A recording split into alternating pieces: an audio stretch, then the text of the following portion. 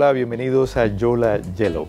Con motivo de la reedición por Editorial Alfaguara de la novela El violín de la adúltera de Andrés L. Mateo, reeditamos por nuestra parte una entrevista que le hiciéramos hace un tiempo a este gran escritor e intelectual dominicano acerca de su celebrada novela.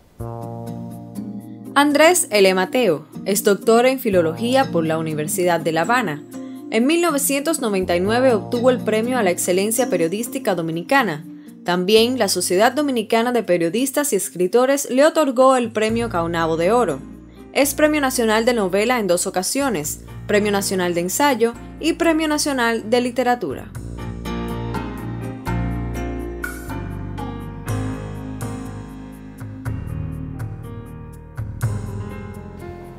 El violín de la adúltera no es una novela sobre Trujillo, sin embargo, uno percibe que la figura del dictador está siempre detrás, en el fondo, y muchas veces deambulando por las páginas de la obra.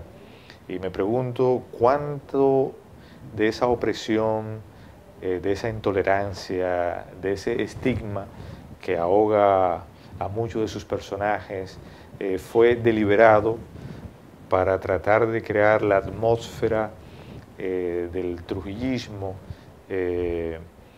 época durante la cual se desarrolla esta novela. Mira, en esa novela el telón de fondo es, sin ninguna duda, la atmósfera de la dictadura. Vale decir, quien la lee y no pone detrás ese telón de fondo podría, digamos, perder la riqueza de la intención comunicante del escritor en por lo menos un 50%. No se justifica, por ejemplo, ni siquiera la personalidad del personaje central de la novela sin ese telón de fondo de la dictadura. Es un antihéroe, un hombre que encuentra el espacio ocupado y cuya relación con la realidad es siempre evasiva, elíptica, porque una cosa fundamental tuvo la dictadura de Trujillo, y es que llegó un momento en que la represión no era física. Las largas dictaduras tienen por naturaleza la difuminación del miedo, y el miedo es un cemento invisible que legitima todas las acciones del poder despótico. Yo recuerdo en el año 72 que yo fui a Madrid, España, y estaba todavía la dictadura de Franco. Yo venía de una tradición autoritaria similar a la franquista y me extrañé que no había una presencia tangible del poder dictatorial, que la dictadura estaba interiorizada y que casi 30 años de dictadura franquista habían convertido la presencia del poder inconmensurable del dictador en una presencia difuminada. Era un esfumato lo que la gente sentía. El sereno, por ejemplo, que es una figura de referencia folclórica en España, era sin embargo un espía, así como aparecía en las tonadillas españolas. Asimismo, llevaba en la mañana el informe de cuántas personas durmieron en ese edificio. Y si dormía uno más, ya la policía sabía, si pasaba algo, que ahí durmió un extraño.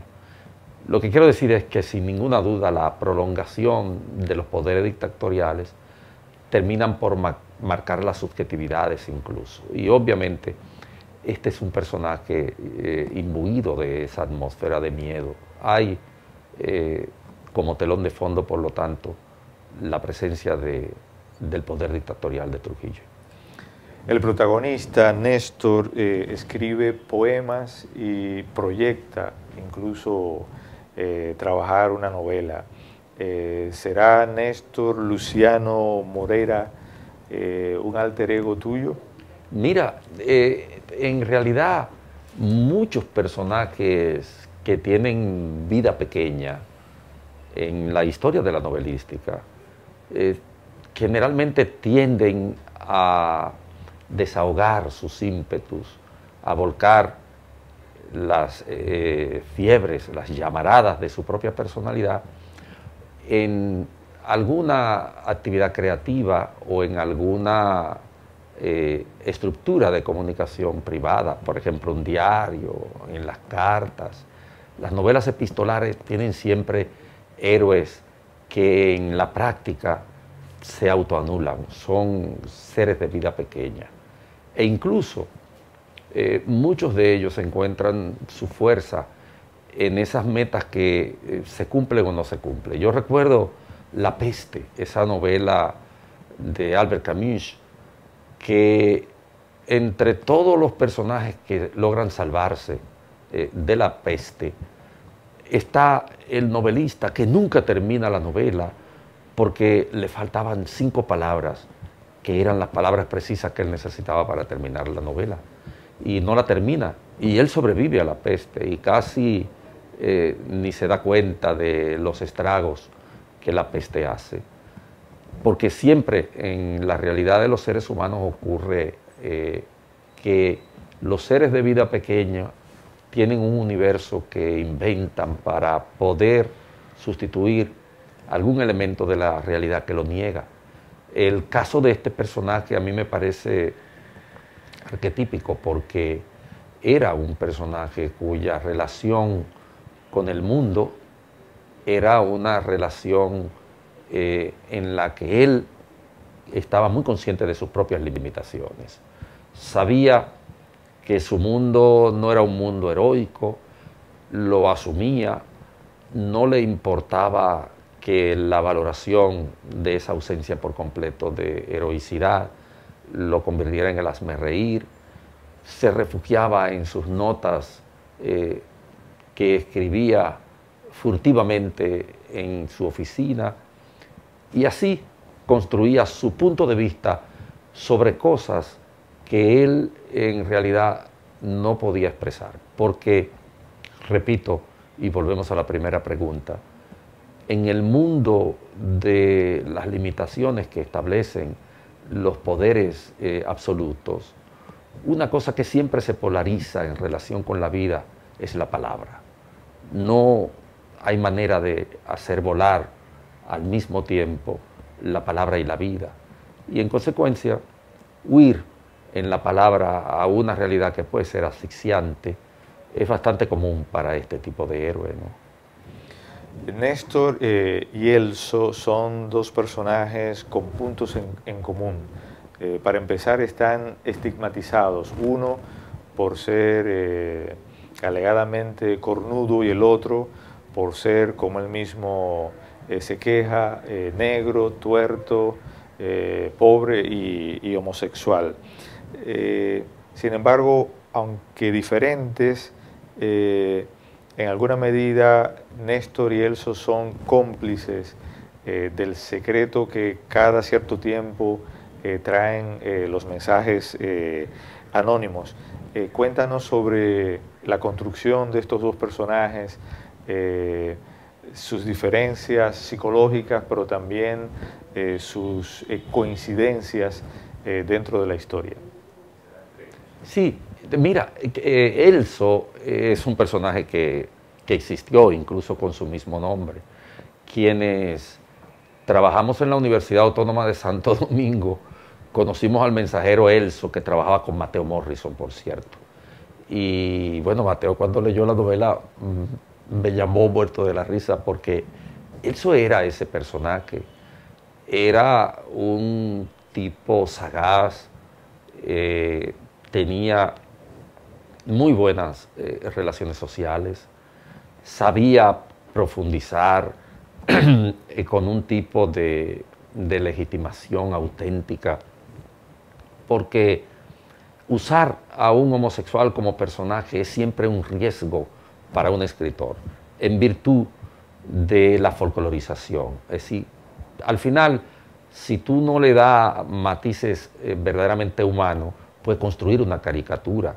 No alcanza la estatura de un ser humano, una persona que sea capaz de expresar sentimiento, que sea capaz de expresar las contradicciones típicas del ser humano. que sea auténtico en un sentimiento que parece extraviado, porque vivimos en una sociedad homofóbica y sobre todo la época en la que la novela se ubica, esa homofobia tenía, sin ninguna duda, ribetes de carácter desmesurado, porque la sociedad trujillista fue una sociedad homofóbica. Trujillo era un supermacho y en consecuencia era antitético a la expresión de un homosexual. Por eso yo siempre he dicho que Néstor Contín Aybar, aquel crítico famoso que además era poeta y que escribió poesía homosexual, escribió Biel el Marino, por ejemplo, era un héroe, porque aquí había muy pocos homosexuales que se asumieran públicamente y que socialmente se validaran sin ocultar su homosexualidad. Y Néstor Contín Aybar, Pedro Contín Aybar, perdón, era un homosexual pleno asumido. Bueno, en realidad este personaje homosexual que está estigmatizado y que entra en relación con Néstor, tiene una validación en el campo de las relaciones humanas porque sus sentimientos son auténticos, porque son legítimos, porque no terminan como una caricatura. Incluso el personaje expresa, y de manera muy nítida, porque al principio de la novela él intenta el suicidio, la presión social que supone asumirse como homosexual en una sociedad de características homofóbicas tan altas como la sociedad trujillista. Y yo pienso que probablemente son estos factores subyacentes los que acercan estos dos personajes, porque al principio Néstor rechaza la solidaridad, el aliento, el manto de amparo que quiere tender sobre una persona que ve desesperada, Elso. Pero al final termina desarrollando una gran empatía, termina convertido en cierta forma en su contrario y asume la naturalidad del ser, asume a un ser social sin prejuzgar su elección sexual y dándole en el desenlace y en el marco de la interrelación una valoración que para mí es enteramente humana.